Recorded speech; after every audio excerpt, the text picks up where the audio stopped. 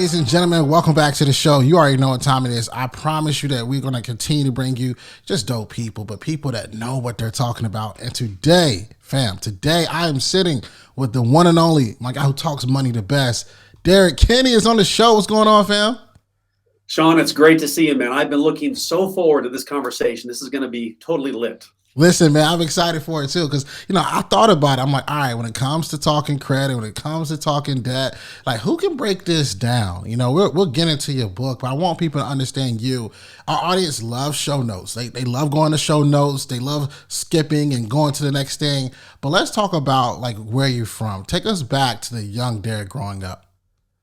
Yeah, so I was born in a place called Bellingham, Washington. So Washington State, now Washington, D.C., and went on to move about 6 times before the 6th grade. So I'm here in Arlington, Texas now, been here since the 6th grade. But what I learned was that when you move around that much, it's really hard to build relationships and it's hard to really put your roots down. So it wasn't really till I was almost in junior high that I began to develop some good friendships. But personal note, Shawn, just full candor, you can see my nose, bigger than the national average. I was teased mercilessly as a kid, and it didn't help moving around so much. So what I learned was that once I began to kind of get outside myself, I was very self-conscious about being teased and so forth. And I began to focus on other people and build friendships. My life got a whole lot better. But man, the first, 6th grade and lower, it was a tough go for this guy. Listen, man, I think it's something about 6th grade. Like I was telling my wife the other day, like I remember even 6th grade having those 6th grade bullies, and I had very few. But like if I see them today, Derrick, I don't know what'll happen, But I understand how it is, man. But let's talk about this, right? As you're going through school, I believe there's also things that, kind of, draw our interest and kind of pull us into it. When you think about, from a grade level standpoint, were there certain classes that, caught your interest that made you say, you know what, I might want to learn more about that? Yeah, I'll tell you a story. So when I went into junior high and actually on the verge of high school, my mom gave me a book by a woman named Judy Zarifa. It was called Go For It. And there was a chapter, get this, Shawn, on how to be popular. And so I began to dig into that because I'm like, I want that for myself. I want to have a better life. And I wasn't from the gene pool of the popular kids. I really had to kind of walk uphill a bit. And I began to set a goal for myself. So the end of my junior year, I had this big, hairy, audacious goal to run for senior class president. Oh, And man. I thought, man, I'm just going to put myself out there. So the idea came to me of, as I looked at the school, there were all these different groups of people. There were the athletes that hung out over here, and the sort of the country western crowd over here, and the rock and roll crowd over here, and the students and the band, all this kind of stuff. And nobody really interacted. So the idea was, what if I got a picture shaking hands with the leader of each of these groups, and we put that poster where they hung out in the high school and see what happened?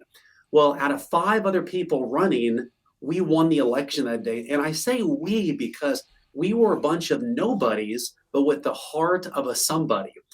And it was that skill that day that really, as I think back on it, Shawn, allowed me then to launch a financial planning business about 7 years later once I left college, because I recognized the value that when you help people feel a part of something bigger and they're a part of a cause that they couldn't do on their own, but you give them a doorway to walk into Mm. where they can have meaning in their lives, it is so powerful. And what I learned, it's really profitable as you build a business. So many people talk about, man, you got to be the smartest in the room, and you got to be able to work the room, and you got to have these skills.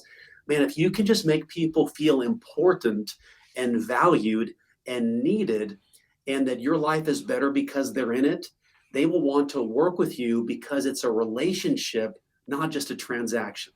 Oh, man, we're going deep. I didn't know you was going to come up here and start preaching, man. This is good. Like when you think about that, right? And for those of you right now that have already went through the show notes, you already looked at Derrick's resume. I mean, Forbes, what they called you like one of the top financial planners on the planet. Like when you think about stuff like that and how you thought of, oh, you know what, I'm going to take these photos with these people and put it together, even from a marketing aspect. I think there's value in understanding a little bit about marketing too, though. Can you talk to us a little bit about what you've learned about getting that type of message out? Like, how do you get a message out to the point where people want to be a part of it?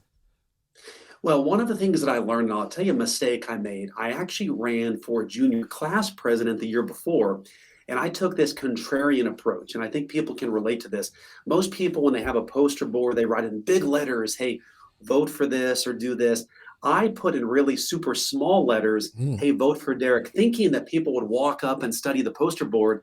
Well, they didn't. And I lost the election big time. And what I realized was you've got to make your message and your story super easy.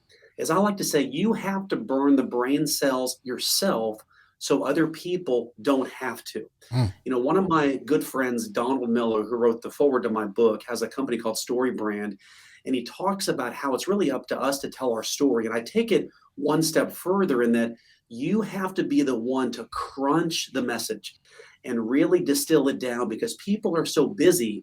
If it's too complicated and it doesn't make sense to them, they press next Mm. and you're forgotten and the next message is on. So if you can identify a pain point that people have, and sometimes, Shawn, it's as easy as I don't feel included, I don't feel wanted, my business doesn't feel valued, and you can help people realize that. I'll tell you a quick story. I had a client in the office about 5 years ago, and they said, Derrick, the reason we're working with you is the advisor we called never called us back.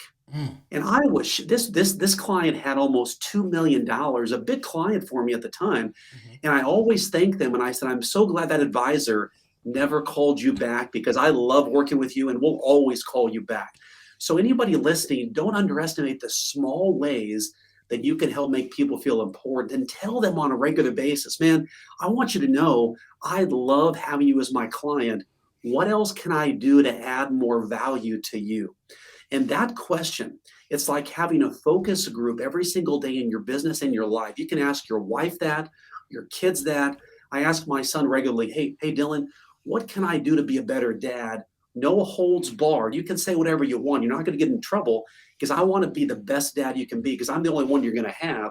I want to Mm. make sure it's a good relationship. Man, listen, I like where we're going with this because one of the things I found out about you is that, like, I want you to break it down to the audience, is that you do this thing where you have like this yearly, like, sabbatical, right? Yeah. Right, this yearly sabbatical, you kind of go somewhere, you kind of duck off. Tell the audience, what is it that you're doing? Why is this important for you? Yeah. So one realization I had a couple years ago was I tend to run really, really fast, as most of your viewers and listeners do.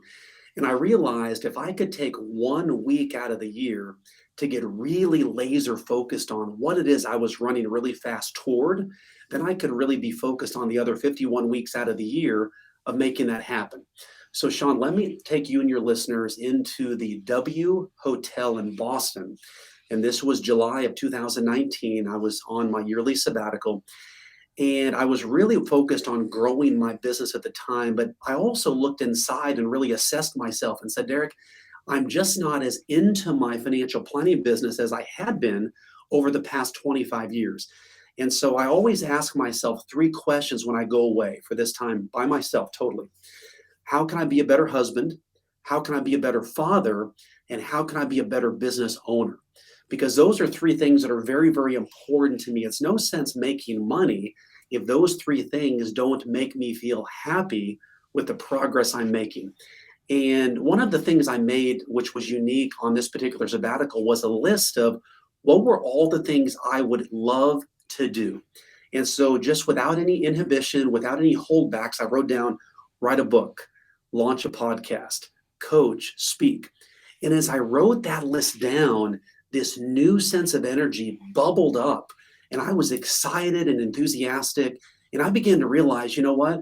I think to do the things I want to do and take my good money message nationally, I need to sell my business, but not to sell it just to retire and prop my feet up and watch Oprah all day. No, I'm gonna go recreate something brand new and really help influence people's lives one by one. So I called my wife. She was totally on board. And she said, you know, Derrick, we've always bet on ourselves. Let's just put the chips more on you and let's move forward on this. So I was thankful to have a supportive wife. But I'll tell you this, it was hard because immediately the voices inside began to pelt me with, Mm. Derrick, this is a dumb move. You're giving up a great recurring revenue. You're giving up what you built to launch something new, do you want to take that much risk? And these were the voices inside of me, much less other people questioning me. And so I began to call every single one of my clients one by one. It was like pressing a video, replaying all this experience, the highs and the lows. People laughed with me, they cried with me, they celebrated. One lady, though, summed it up the best. She said, Derrick, you know what? I mean, you're 50 years old. If you're going to have a midlife crisis, why don't you just buy a Corvette? It's a whole lot cheaper. But looking back, and I need to be candid with you, there was a grieving process. When I would help clients retire, especially the guys, their identity was so wrapped up in who they worked for and what they did. They were in this fog of who am I and what am I doing? And I was the same way. I have bought other practices and so forth. But now my goal was not to hand these clients off, but to hand them up. And so for clients to tell me years later, hey, Derrick, this advisor that you gave us is great. At first, I was kind of offended by that because I'm like, well, who can be as good as me? But then I thought, that's the whole goal is, Derrick, you gave them a better opportunity, so it's a win for you. So sometimes just taming those wild voices inside your head are what most people need. It's what I needed to take that next bold move to really help make the world better. Man, that's real. I think some people right now are relating to that message, just listening to you. I thought about like even where we were talking about this before we got on this interview, even when I left my job, like there were times where I was trying to talk myself like, hey, is this the right move? But listening to that gut feeling, right? Betting on yourself is so key. What would you say is the biggest thing you've learned by betting on yourself? Well, that you can also lose that bet sometimes too. What I don't want to do, Shawn, is be here with your listeners and make it sound like never had any problems. It's all easy peasy. No, no, no, no. The average, psychologists tell us this, that the average person experiences 3 to 4 crises per year.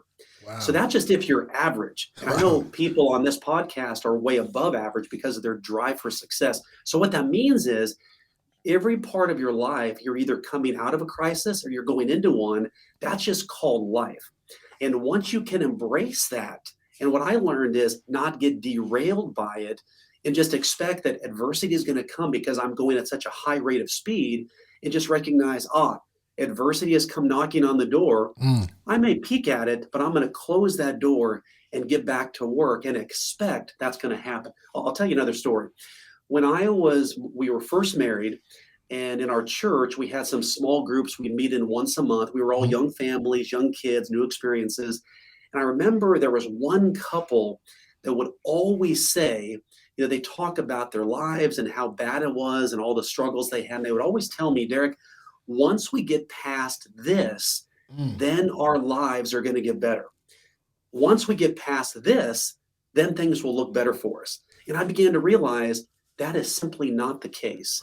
If you have the attitude that you've got to clear the deck on all your problems, your deck will never get cleared. But if you can embrace that as a successful person, you will just encounter more problems than the average person, and just accept that as part of success, it really dramatically helped me better process when things would come up. For example, when I bought another business in Dallas, this was back in 2009, had the opportunity to double the size of our financial planning practice. It all looked great. I knew it was going to go really well.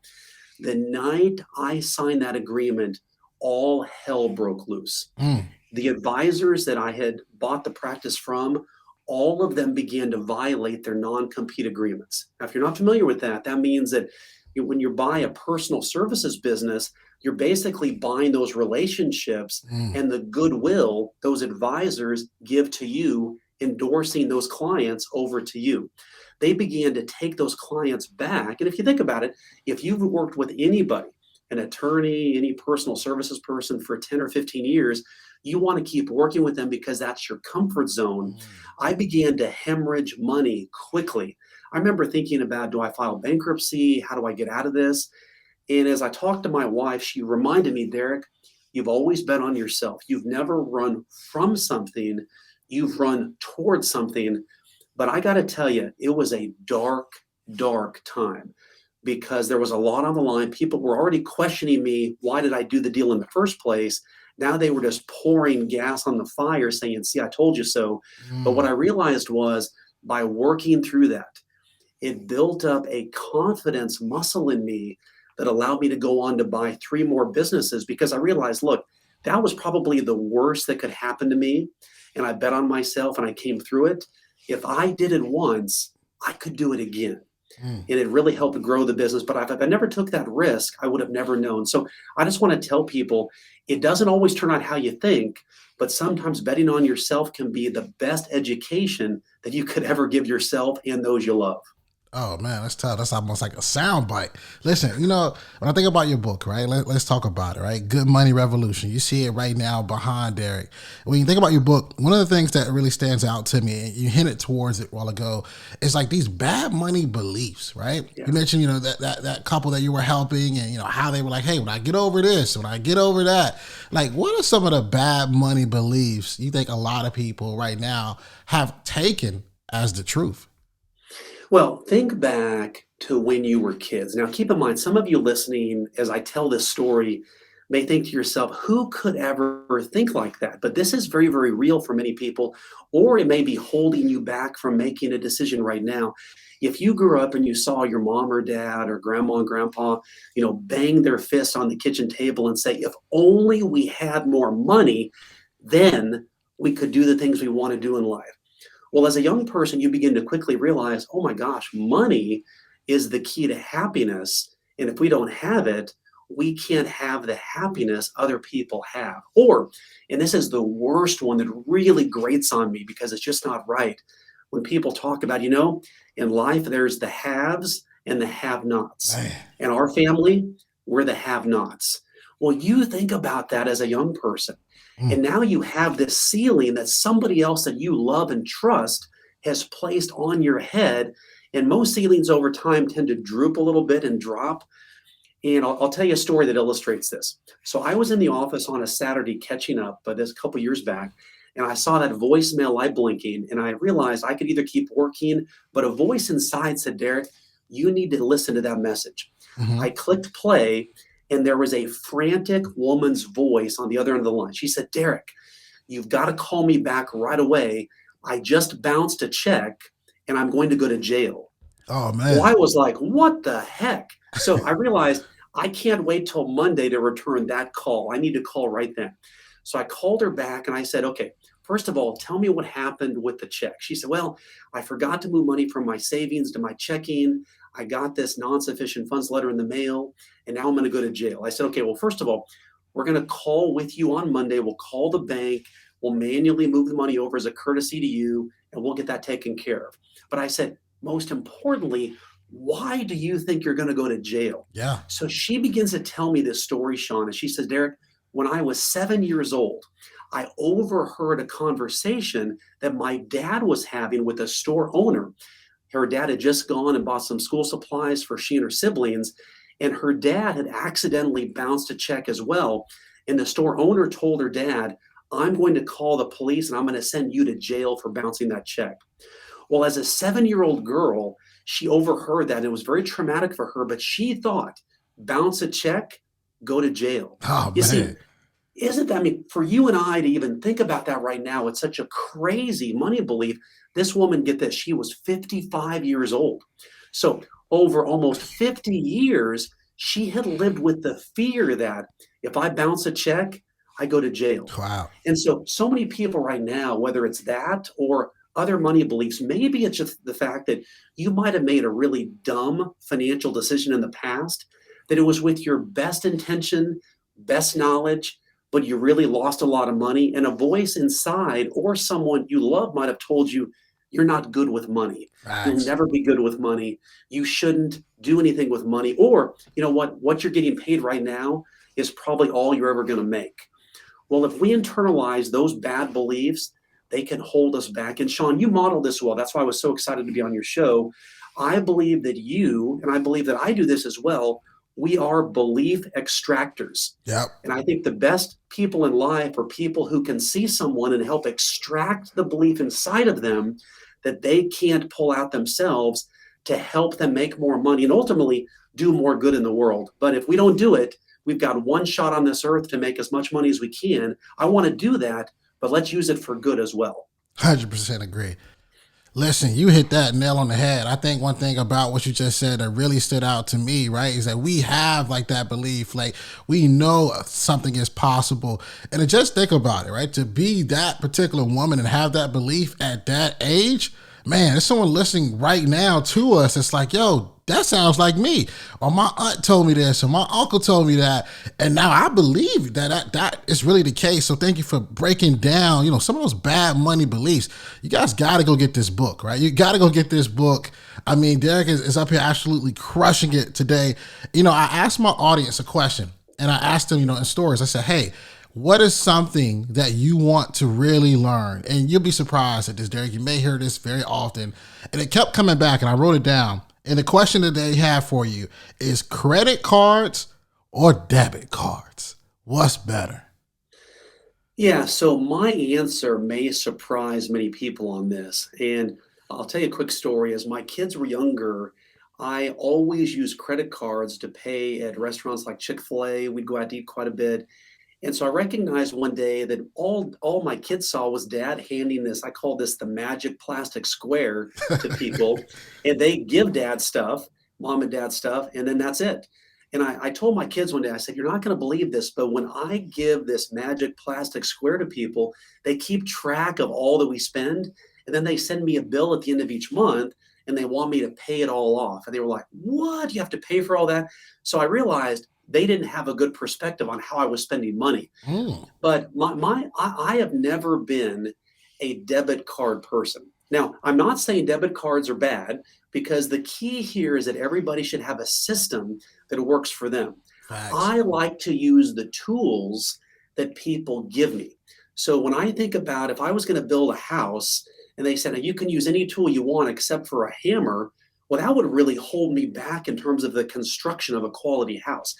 And when I think about credit, if I were to say, look, I'm going to give you money and then you get to use it for 30 days and you pay nothing, and even when you pay it off, that's a tool for me to use. So if someone can have the discipline to use that tool, I've bought businesses in the past borrowing money, using credit to take advantage of opportunities. You're building up the points and those kind of things. But ultimately, if you can pay it off the end of each month, you're beating the system that wants you to pay interest over and over again. So, and it's also just how the economy is built, Shawn. I mean, we know when people go to buy a house, they go to buy a car. Yep. If you have no credit score, no credit history, you're actually penalizing yourself in the name of using a debit card or not using credit at all. And it costs you more in terms of interest rates, higher payments. So if you have the discipline, I will tell you this, one client that we helped many, many years ago, he went so far as he took his credit cards. He filled up a Ziploc bag of water, put the credit cards in water, sealed it, and tucked that baby in the freezer. Oh, wow. We kind of call that putting a freeze on his credit cards, but it just helped him have the discipline because he knew he couldn't control himself. So if you're in a situation where cash is the best option for you, then keep using cash, but use a little bit of credit just to build up the credit score, because in the world we live in, it's built on people getting paid every 2 weeks and having a credit score. You don't have to buy into that or like it, but that's just how it works right now. Man, I like that. You gave two options, right? Like if you got that discipline, by all means, go ahead and do it. It'll build up so much for you in your future. One thing you said in a previous podcast, and you said you can use money to make more money and let it be a catalyst. What did you mean by that? And can you break it down for our audience today? Yeah, so that's really a central part of my book, Good Money Revolution. And, so many people think about going and making money, which is great, but they say, I need to make money because I want to retire, or I want to buy that new car, I want to send my kids to this school. And all of those are great motivations. But as we come out of COVID and Omicron, and people are kind of reassessing, what am I doing and how much purpose do I have in my life? And I just don't think people are wanting to settle for, at the end of my life, like portrayed in all those movies, and I look back and say, when I die, now I leave money to people or the causes I care about. I think people want to have meaning in their life right now. So to do that, If you're an individual listening right now, you can say, you know what, is there a cause that I care deeply about? Is there an injustice you see in the world, a wrong you want to right? For example, if it's homelessness or clean water or Facts. poverty or civil rights, I mean, whatever it may be for you, people have always thought, well, I don't have enough money or enough time to make an impact. I want you to take a big eraser and wipe that thinking out of your mind and say, even if it's $5 or $10 or $50, whatever it may be, I want you to set that as a core motivation and say, I want to make money. And I'm going to take a percentage of my investments or the salary I make, and I'm going to put that toward the cause Mm. I care deeply about. Well, suddenly now you brought meaning and money together, a cause and your cash together. They're becoming friends, which is a good relationship, but it's a motivation. So when you lay your head on the pillow at night, you know, hey, I made money, but you also made money and you made the world better. And let me tell you a quick story too, Shawn. A gentleman named Dave came into my office. So this was just pretty recently, actually. I write about this story in the book. And you could tell by his body language that something was wrong. And I Mm. said, Dave, tell me what's wrong. And he sat down and he said, Derrick, I'm just not into my business anymore. He said, I'm not as motivated to wake up and go to the office and be with the employees. And keep in mind, David built a very successful small business. Mhm. His kids worked for him, highly profitable, but he just wasn't feeling the joy he once did. Mm. And somehow the words bubbled out of my mouth. I said, Dave, is there a cause that you care deeply about? And the question stunned him. And he sat back and he said, you know, a couple years ago, my wife and family went overseas. In this village that we went to, the guide had talked about in this village, they needed a school building built because it was holding back the kids and really holding back this entire community. And he remembered exchanging a glance with his wife as if to say, wouldn't it be cool to fund that school?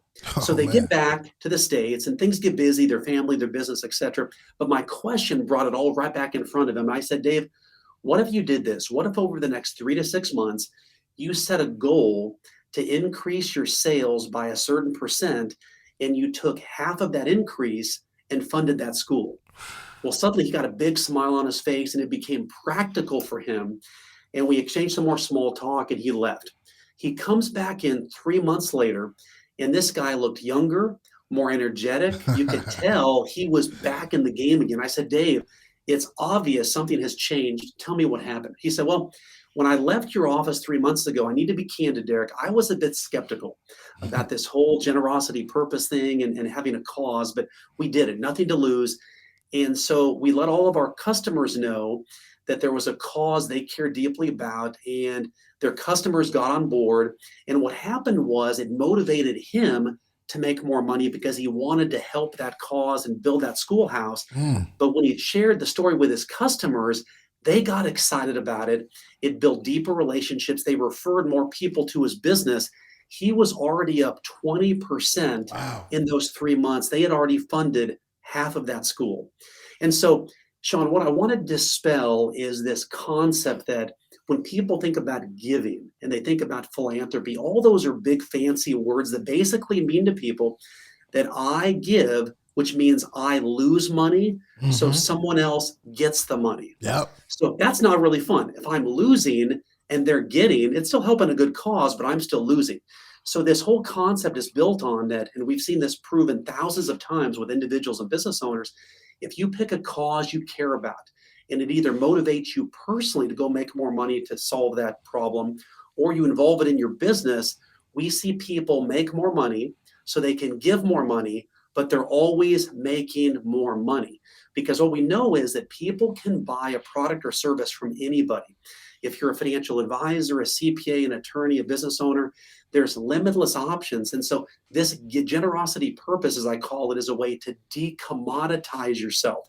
It's a way to stand out in a crowded marketplace that, yes, you're providing a great product and service, but you're helping make your local community better. And people want to be part of that, and they'll often pay more to you to be part of that as well. Man, listen. If you guys could see me right now, I picked up the pen. I started writing. I mean, you think about cause, generosity. I mean, that can excite anybody that's Yeah. lost it. But most importantly, that's how you take whatever you got and you make it a mission. And I think that's powerful, man. I think you may gave one of the biggest, unheard gems that we've heard on this podcast. So appreciate you for saying that. One thing that you also mentioned in this book, and I'm pretty sure by now at this point in the interview, people have already scrolled down, they've already clicked the link, they already got it coming on Amazon, they already downloaded the Audible version.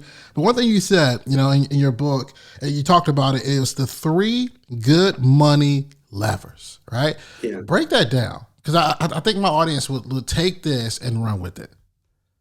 So the 3 good money levers, first of all, is to save more, crush your debt, and then earn more. And these are super simple, but I'm a big roller coaster guy. So in the area that I live in, there's a Six Flags over Texas. There's a roller coaster called the Titan, and it's got this really steep rise and a huge drop. Okay. And one of the challenges I had was, could I keep my hands in the air all the way down? And I had to come to terms with, well, what if you slip out? You're going to die.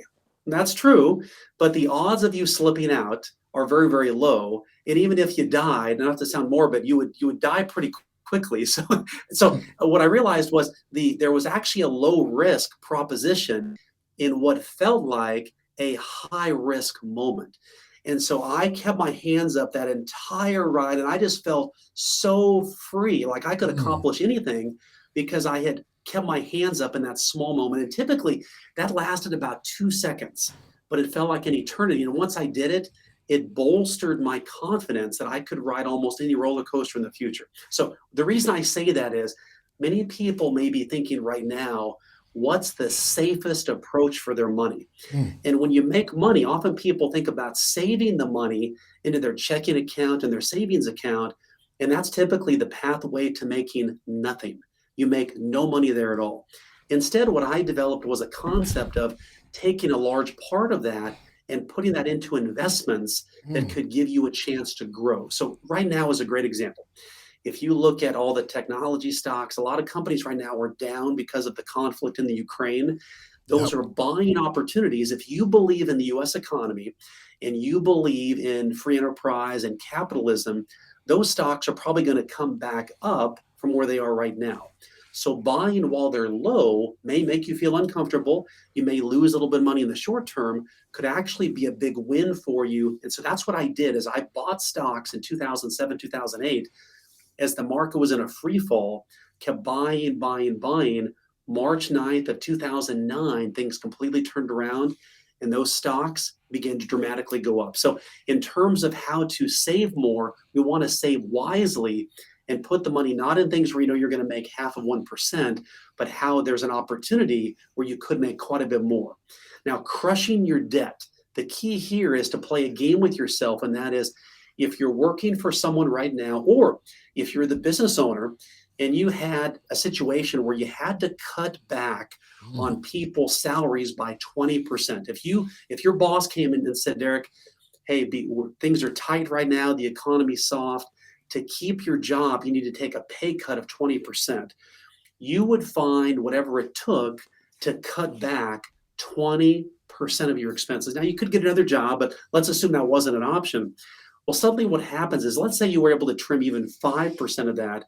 Now you forced yourself, you backed yourself into a corner to say, I'm going to find a way, come hell or high water, to save 5%. And one of the best ways to do that is call all of your commoditized expenses. This is something everybody can do right now. Think about your automobile insurance, homeowners insurance, renters insurance, cable company, cell phone company, and you want to call them and say, look, I want to find a deal to save money. I like working with you and want to have you stay with you. Is there a new customer special or a discount you can give me to keep my business? And 95% of the time, Shawn, they will always come up with some way to bundle it or do something to save it. Here's the problem though.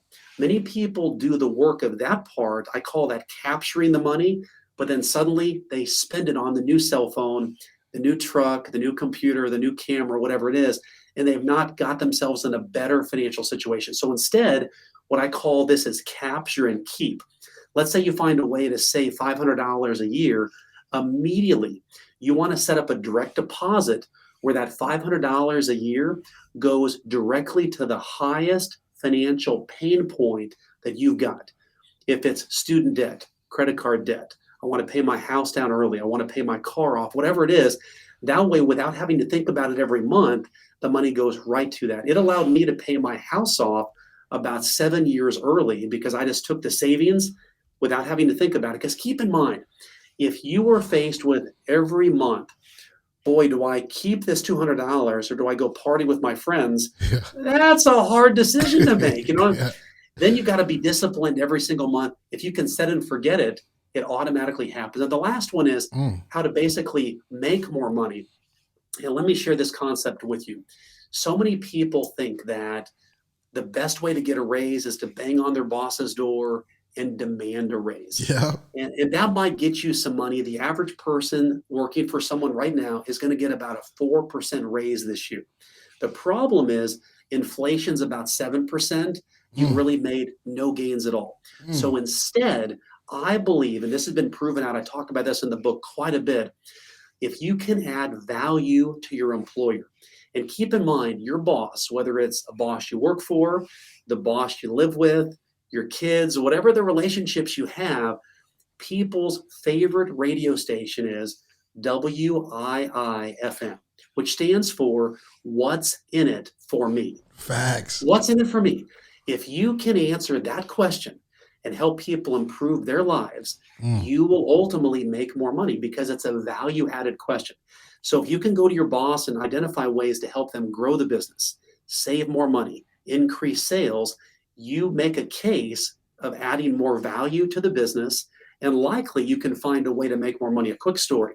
A woman named Debbie came to me several years ago and she said, Derrick, I joined this startup firm. I was super excited about it, motivated, but she was feeling overlooked, underappreciated, and undervalued.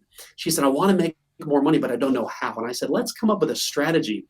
So she recognized that her boss served all the clients of the company. And so his capacity was very, very low. She suggested, what if I got licensed and you gave me 25% of those clients that I then serviced, which would give you 25% more capacity to grow the business? Well, she presents this idea to her boss. Her boss loves it, agrees to give her a $5,000 raise upon completing the certification, will reimburse her for the certification. And what Debbie did is now she has 25% of these clients that she can then make more revenue on as she helps grow that base.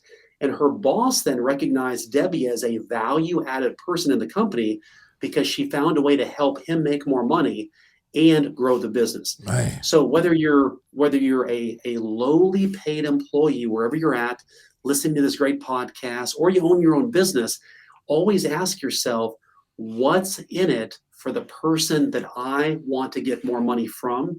And if you can add value to them and do it the right way, you will receive the value as well in the form of a higher paycheck.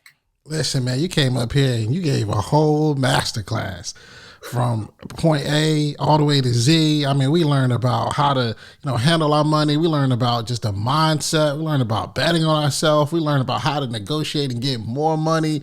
I mean, Derrick, listen, we appreciate you, man. And I got to ask you the question, though, that we've asked every single person that's ever been on this podcast, whether you just graduated or perhaps you ain't even graduated at all. You didn't even get a degree, but you're asking yourself the question of the show, school's over, now what? What advice would Derrick Kinney give? Well, what I would say is whatever path you're on right now, whether you've just graduated, whether you've been in the workforce for 30 years or you've owned a business, don't ever think that that is the only path that you have to stay on. I was meeting with a young man this morning and I said, when you graduate college with your finance degree, how would you feel if 6 months from now you wanted to completely do something different? He said, I'd be okay with that. But I said, how would the people around you feel about it? They might question me. Be prepared to be questioned, but sometimes the best business opportunities require not to keep a straight line, but to zigzag a little bit and take advantage of those opportunities. Man, listen, man, I appreciate it, man. You got to take care of those opportunities. You got to make stuff happen. You got to really go after, what's really out here for you, right? That's the only way you'll truly know. Listen, Derrick, people right now want to know more about you. Just give us all of your info and where can we find you on social media? Yeah, the best place is on Instagram. We update and put new content every single day at Derrick, Derrick, the letter T is in Tom, Kinney, Kinney. on Instagram. You can find us on the web at goodmoneyframework.com. Obviously, the book Good Money Revolution, as a first-time author, Shawn, my goal is to launch a movement. And so one person at a time, I just want people to embrace these concepts, to change how they think about money, and empower each of you listening to make more money, to do more good. That way you lay your head on the pillow at night and you made a difference in the world. Absolutely. Listen, for those that have been listening, already know how we end this. Always remember, dream it, believe it, go out and get it. Hey, what's up, fam? Thanks for watching. Don't forget, hit that subscribe button, smash that like button. We'll see you next week here at School's Over Now What. And always remember, dream it, believe it, go out and get it.